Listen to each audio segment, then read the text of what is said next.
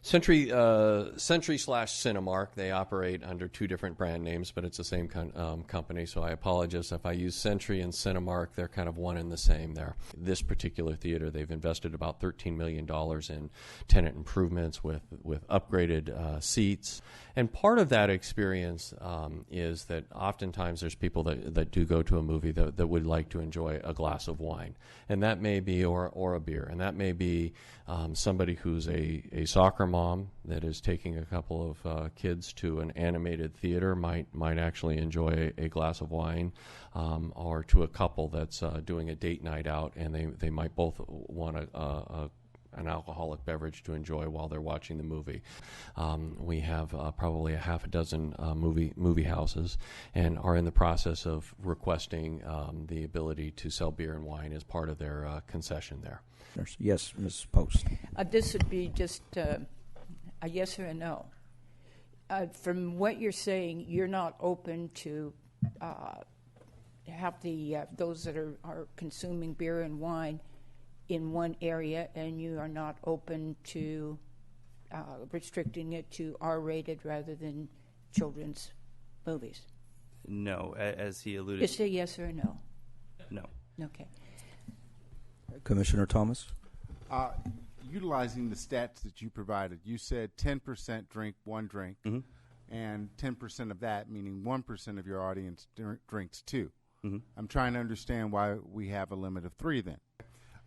The second is, I'd like to know, you had a number of other locations that you cited that are currently serving alcohol. Mm-hmm. I'd like to know if any of those locations have any restrictions of any kind or are identical to the policies that you are asking the city of Carson to present. And then third, I understand that there's monitoring, and I understand and I agree with you that, you know, a theater is fairly well lit. However, you are monitoring the number of clear cups in the room. And I'm concerned about someone buying a drink and dumping it into a soda cup. You know, because if you have the mixture, there's the potential for the contribute to the delinquency of a minor by offering or by allowing that minor to consume those beverages. I'm sorry, I have a fourth. Okay. Apologize. And that is that I did look at your food, and you do have food that's beyond the standard nachos, as you indicated. However, I'm not sure where you have a consumption area for, you know, this food beyond in the theater.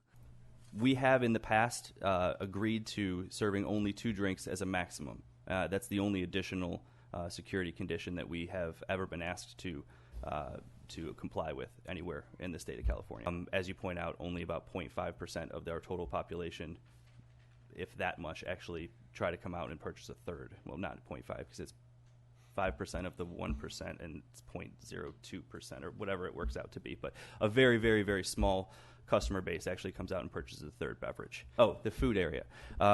We package our goods so that people can bring them in. There is no segregated food consumption area.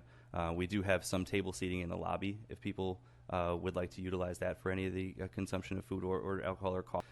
Unfortunately, in any scenario, whether it be at a park or anywhere else, somebody who's over the age of 21 could conceivably give somebody who's under the age of 21 an alcoholic beverage, but that could happen anywhere. And the best way that we can go about doing that is through both diligently adhering to the policies at the point of sale, making sure that we understand that only one person is purchasing one thing. They're not purchasing 2 regularly. I've taken my granddaughter many times to Staples Centers, and there's people all around occasionally drinking beer, and it has never been an issue. We've never seen any problem at all.